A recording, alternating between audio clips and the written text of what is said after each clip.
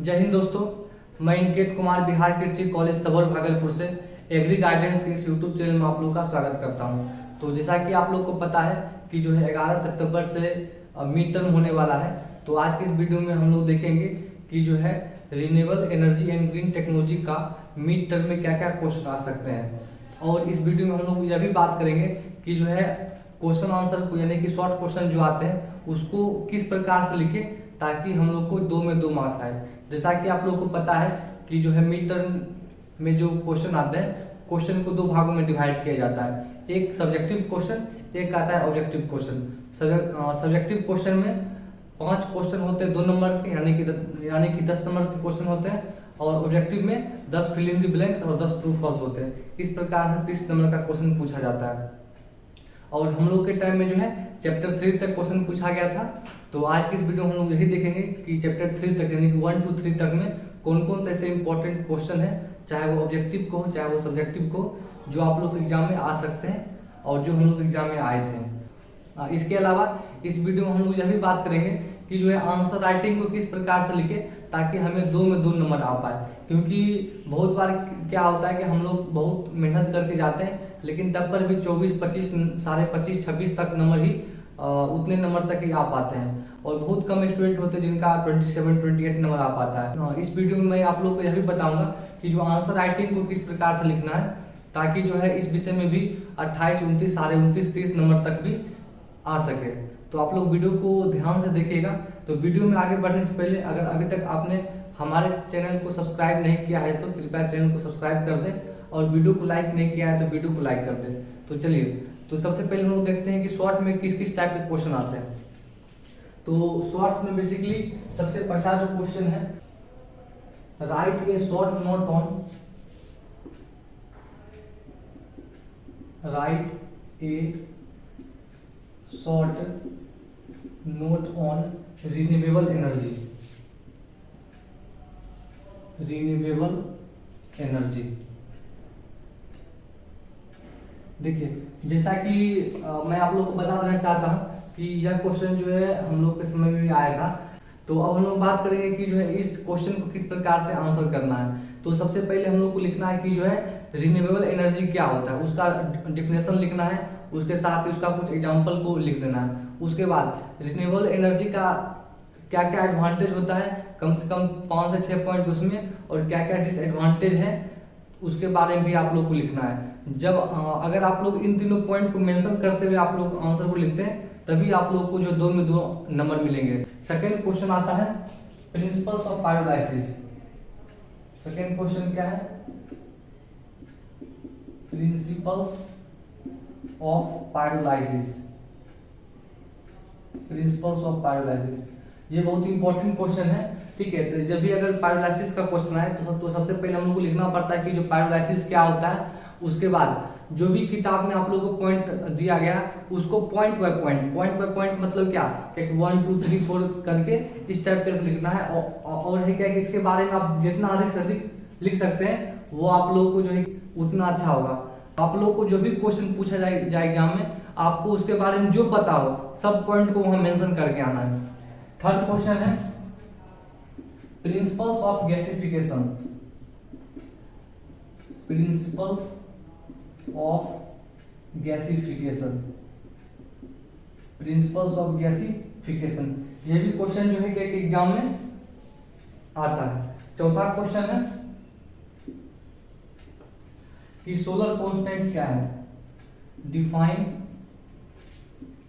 Solar constant, ठीक है। Solar constant क्या होता है इसको डिफाइन करने के लिए आता है। ये क्वेश्चन जो है फिल इन द ब्लैंक्स में भी आता है। इसका यूनिट क्या होता है वो भी एग्जाम में पूछता है। तो आप लोग को इन सभी चीजों को ध्यान रखना है, ठीक है। सोलर कांस्टेंट के बारे में जब भी पूछा जाए उसका एक फिगर को ड्रॉ कर देना है। उसके बाद अगला क्वेश्चन है ओटेक, OTEC। आप लोगों को कमेंट में लिखना है कि जो है ओटेक का फुल फॉर्म क्या होता है, ठीक है। तो इसके बारे में भी आता है कि ओटेक क्या होता है, उसके उस पर एक शॉर्ट नोट लिखे। ये भी क्वेश्चन जो है 2 नंबर में आता है। तो मेनली जो है यही 5 क्वेश्चन जो है आप लोग के मिड टर्म में आ सकते हैं, जो कि चैप्टर 1 to 3 से पूछे जाते हैं। इसके बाद हम लोग बात करेंगे कि जो है ऑब्जेक्टिव में किस प्रकार के क्वेश्चन आते हैं। तो अब हम लोग बात करेंगे कि जो है ऑब्जेक्टिव में किस प्रकार के क्वेश्चन आते हैं। मैं जितने भी ऑब्जेक्टिव में क्वेश्चन को बताऊंगा उसी से कुछ क्वेश्चन जो फिल इन दी ब्लैंक्स में आएंगे, कुछ क्वेश्चन जो ट्रू फॉल्स में आएंगे। तो आप लोगों को वीडियो को पूरा देखना है और आप लोगों को साथ ही साथ कमेंट करके आंसर भी बताना है कि जो है इसका आंसर क्या हो सकता है। तो सबसे फर्स्ट क्वेश्चन है कि जो है capacity to do work, capacity to do work, capacity to do work is called dash, capacity to do work is called dash and it is expressed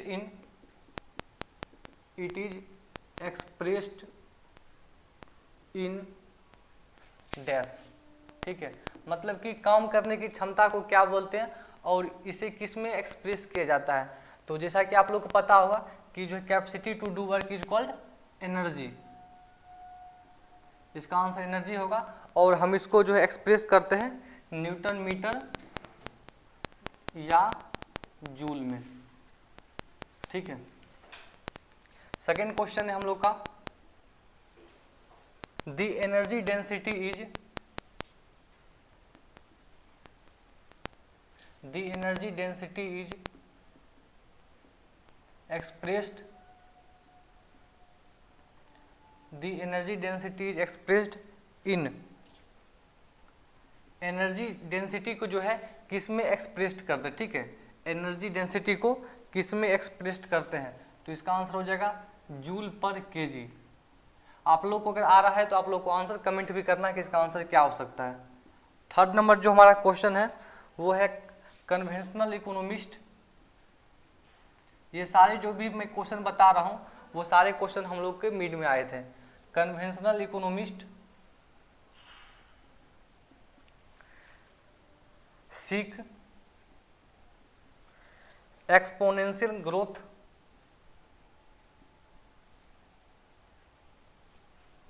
exponential growth of as at dash % per year, dash % per year. इसका मतलब हुआ कि जो पुराने जमाने के जो अर्थशास्त्री थे उनका मानना था कि जो है जनसंख्या में वृद्धि हो रहा है कितने % प्रति वर्ष हो रहा है। तो इसका आंसर क्या हो जाएगा 2 to 5%, 2 से 5% पर साल जो है जनसंख्या में वृद्धि हो रहा है। चौथा क्वेश्चन है मेनली 2 टाइप्स ऑफ एनर्जी। जैसा कि आप लोग को पता है क्या कि ऊर्जा को जो है 2 रूप होते हैं, mainly 2 types of energy, mainly 2 types of energy which are कौन कौन है, which are dash and dash, which are dash and dash. ठीक है, तो जैसा कि आप लोग को पता है क्या कि जब हम लोग बचपन में थे तो उसमें कुछ जो वर्क क्लास में मिलता था और कुछ वर्क जो है घर से मिलता था। तो इसका एक ट्रिक है HW, H का मतलब हो गया हीट, W का मतलब हो गया वर्क। मतलब क्या कि एनर्जी का जो है दो रूप होता है, 2 टाइप होता है, एक होता है हीट एनर्जी और एक होता है वर्क एनर्जी। ठीक है, तो यहाँ पर आप लिख सकते हैं heat energy and work energy are 2 type of energy. ठीक है, मेनली जो एनर्जी के 2 रूप होते हैं heat energy and work energy, यानी कि HW के रूप में आप लोग इसको याद कर सकते हैं। पांचवा हमारा जो क्वेश्चन है इजिली ट्रांसपोर्टेड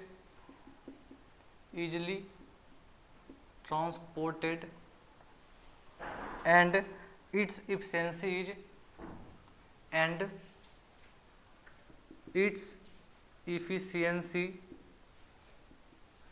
is डैश। कहता है क्या कि कौन सा एनर्जी है जिसको हम इजिली ट्रांसपोर्ट कर सकते हैं और उसका एफिशिएंसी क्या होता है। तो ये होता है इलेक्ट्रिकल एनर्जी। ये क्या होता है इलेक्ट्रिकल एनर्जी। इलेक्ट्रिकल एनर्जी जो है उसको हम लोग जो आसानी से ट्रांसपोर्ट कर सकते हैं और उसका एफिशिएंसी होता है 100%। यानी क्या कि जितना हम लोग एनर्जी को ट्रांसपोर्ट करेंगे उतना वो जो ट्रांसपोर्ट हो जाता है। अगला जो हमारा क्वेश्चन है वो है क्या कि examples of renewable energy are, कि जो है रिन्यूएबल एनर्जी का एग्जाम्पल क्या क्या होता है।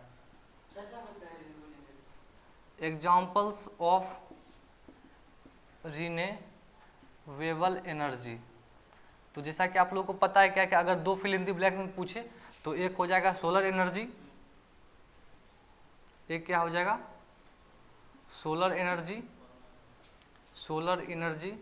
और एक क्या हो जाएगा एंड विंड एनर्जी, जिसके बारे में आप लोग को जो पूरा मैनुअल में पढ़ना है। या तो मतलब क्या कि आधा पार्ट जो है सोलर एनर्जी बारे में पढ़ना है और कुछ पार्ट जो है विंड एनर्जी बारे में पढ़ना है। तो ये दोनों क्या है रिन्यूएबल एनर्जी है। जो क्वेश्चन अगर आप लोग को आ रहा है उस क्वेश्चन का आप लोग को साथ में कमेंट में आंसर भी करते जाना है। 7 नंबर जो हमारा क्वेश्चन है वो है non renewable source of energy is called, non renewable source of energy is called, ठीक है, non renewable source of energy is called, उसे हम क्या कहते हैं, तो उसे कहते हैं कन्वेंशनल सोर्स ऑफ एनर्जी।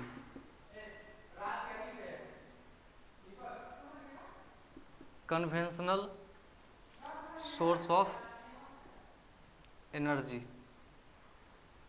अगर इसका एग्जाम्पल पूछा जाए तो इसका एग्जाम्पल क्या क्या हो जाएगा, इसका एग्जाम्पल हो जाएगा कोयला और पेट्रोलियम। कोयला और पेट्रोलियम क्या है non renewable source of energy, मतलब कि एक बार जब खत्म हो जाएगा तो इसका जो है फिर से पूर्ति नहीं हो सकता है, फुलफिलमेंट इसका नहीं हो सकता है। अगला क्वेश्चन है commercial primary energy resources is called, ठीक है, कॉमर्शियल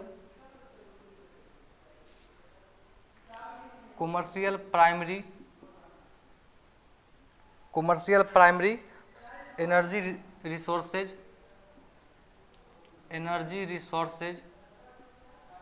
को हम क्या कहते हैं, ठीक है, तो इसको हम लोग कहते हैं ब्राउन एनर्जी या फाइनाइट सप्लाई। ब्राउन एनर्जी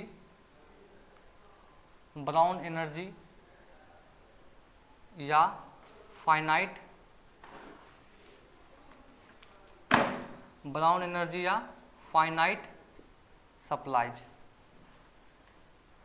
ठीक है। तो हम लोगों ने अभी तक जो 8 क्वेश्चन को कर लिया है, इसके बाद हम लोग जो कुछ और क्वेश्चन को देखते हैं। तो अब हम लोग बात करेंगे कुछ और क्वेश्चन के बारे में। यहाँ लिखा हुआ है dash is the radiation power density at the top of earth atmosphere which faces the sun directly. तो इसका सिंपल सा मतलब क्या हुआ, क्या कि अर्थ के आउटर एटमॉस्फेयर पर 1 सेंटीमीटर स्क्वायर एरिया में कितना एनर्जी फॉल हो रहा है उसको हम क्या बोलते हैं, उसको बोलते हैं सोलर कांस्टेंट। अगर कोई आपसे पूछे सोलर कांस्टेंट क्या है तो आप लोगों को सिंपली बताना है कि energy falling on 1 centimetre square area in 1 minute eight the top of the earth atmosphere, उसको हम लोग बोलते हैं सोलर कांस्टेंट। और इसका वैल्यू क्या होता है 2 कैलोरी पर मिनट पर सेंटीमीटर स्क्वायर। और आप लोग को कमेंट में बताना है कि जो है कितना वाट होता है, कितना वाट में जो है कितना होता है, यानी कि वाट पर मीटर स्क्वायर कितना इसका वैल्यू होता है। अगला हम लोग का क्वेश्चन है dash energy is the most convenient method. अगला हम लोग का क्वेश्चन है कन्वर्जन एफिशिएंसी से।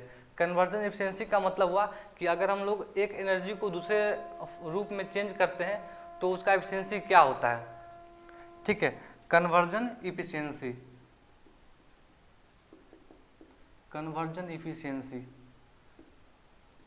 ठीक है। तो इसमें मेनली जो है तीन क्वेश्चन बनते हैं कि अगर हम टाइड एनर्जी को इलेक्ट्रिकल एनर्जी में, फर्स्ट क्वेश्चन क्या है, टाइड एनर्जी को जो है इलेक्ट्रिकल एनर्जी में चेंज करें, इलेक्ट्रिकल एनर्जी में चेंज करें तो उसका कन्वर्जन एफिशिएंसी यानी कि सीई, उसका कन्वर्जन एफिशिएंसी क्या होगा, ठीक है। सेकेंड क्वेश्चन आता है अगर हम लोग जो है जियोथर्मल एनर्जी को जियोथर्मल एनर्जी को जो है इलेक्ट्रिकल एनर्जी में चेंज करे तो उसका कन्वर्जन एफिशिएंसी क्या होगा। थर्ड क्वेश्चन आता है इसमें ओटेक। ओटेक का आप लोग को फुल फॉर्म याद रखना है, इसका फुल फॉर्म एग्जाम में आता है। इसका फुल फॉर्म होता है ओशियन थर्मल एनर्जी कंजर्वेशन। ठीक है, अगर हम लोग जो ओटेक को इलेक्ट्रिकल एनर्जी में कन्वर्ट करते हैं तो उसका कन्वर्जन एफिशिएंसी क्या होता है। तो सबसे पहला क्वेश्चन है टाइड एनर्जी को जब हम लोग जो है इलेक्ट्रिकल एनर्जी में कन्वर्ट करते हैं तो उसका जो है कन्वर्जन एफिशिएंसी होता है 10 से 20%। ठीक है, 10 से 20%। सेकेंड क्वेश्चन है अगर हम लोग जो है जियोथर्मल एनर्जी को इलेक्ट्रिकल एनर्जी में कन्वर्ट कर रहे हैं तो उसका होता है कन्वर्जन एफिशिएंसी 25%। थर्ड क्वेश्चन है कि ओटेक को जब जो है इलेक्ट्रिकल एनर्जी में कन्वर्ट करते हैं तो उसका जो है कन्वर्जन एफिशिएंसी होता है 33%। इन तीनों क्वेश्चन को आप लोगों को याद रखना, इन तीनों से जो है एक ना एक क्वेश्चन तो मिड टर्म में आता ही आता है।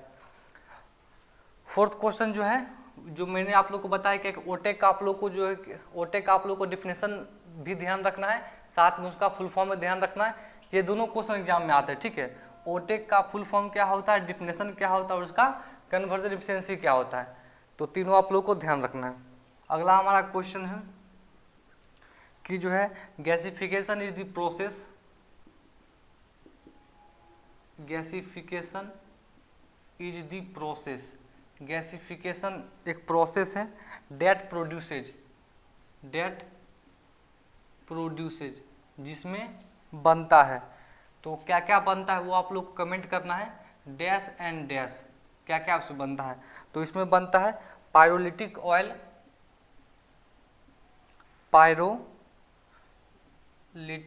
पायरोलाइटिक ऑयल, और क्या बनता है इसमें चार बनता है। इसको आप लोग को ध्यान रखना है। अगला हमारा क्वेश्चन जो है 12 नंबर की जो है पायरोलाइसिस क्या होता है। तो dash refers to thermal decomposition of wastage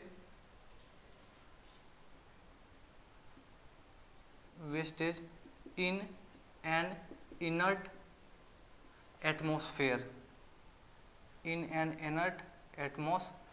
ठीक है। तो उसको क्या बोलते हैं, तो उसको हम लोग जो है पायरोलाइसिस बोलते हैं।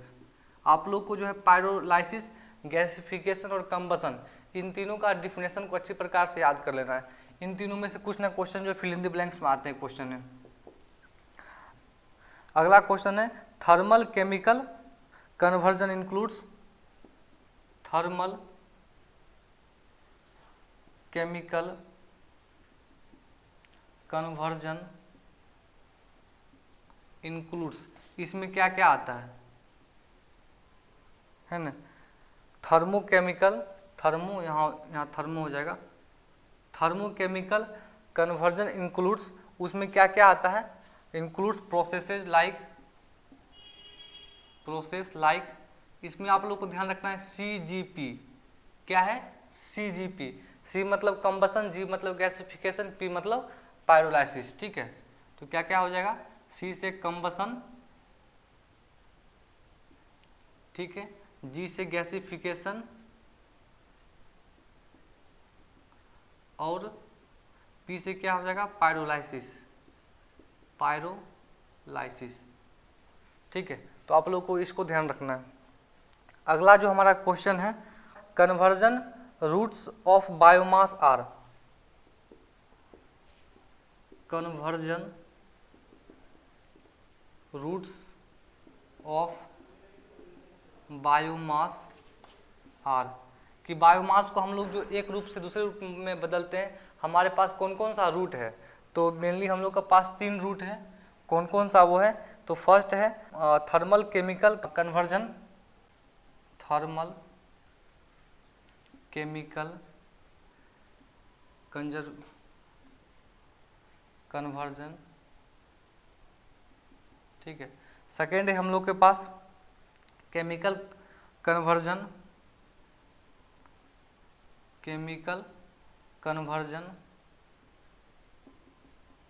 और थर्ड है हम लोग के पास ऑयल एक्सट्रैक्शन,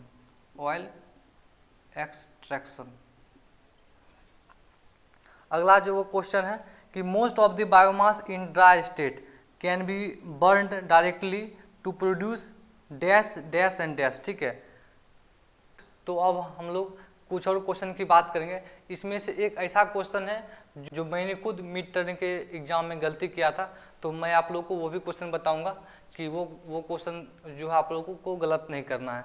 तो अगला क्वेश्चन है कि the biomass sources are highly dispersed and bulky and contain large amount of water. कितना वाटर होता है, मतलब कह रहा है कि जो बायोमास होता है उसमें कितना वाटर होता है, तो उसमें होता है 50 से 90%। ठीक है, यानी कि 50 to 90% तक जो उसमें वाटर होता है।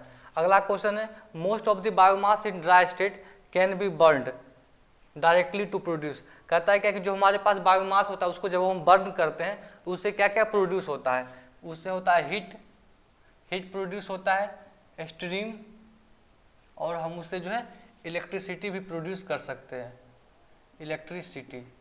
अगला क्वेश्चन है कि from a good pair of animals weight between 900 to 1000 kg। एक जोड़ा जानवर जिसका वेट जो है 900 से 1000 किलो के बीच हो, वो उसके पास कितना पावर होता है, उसके पास होता है 0.75 से 0.78 किलोवाट। किलोवाट में के छोटा और डब्ल्यू बड़ा। ठीक, इसको आप लोगों को ध्यान रखना। अगला क्वेश्चन है कि जो है on an average about dash of total electrical power generated in India is consumed for the farm work dash megawatt.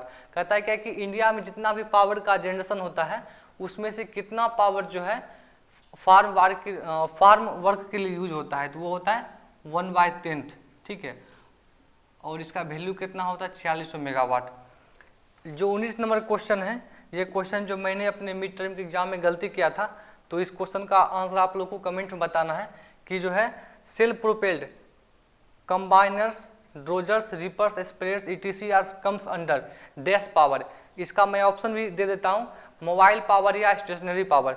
इसका आंसर आप लोग को कमेंट करके बताना है।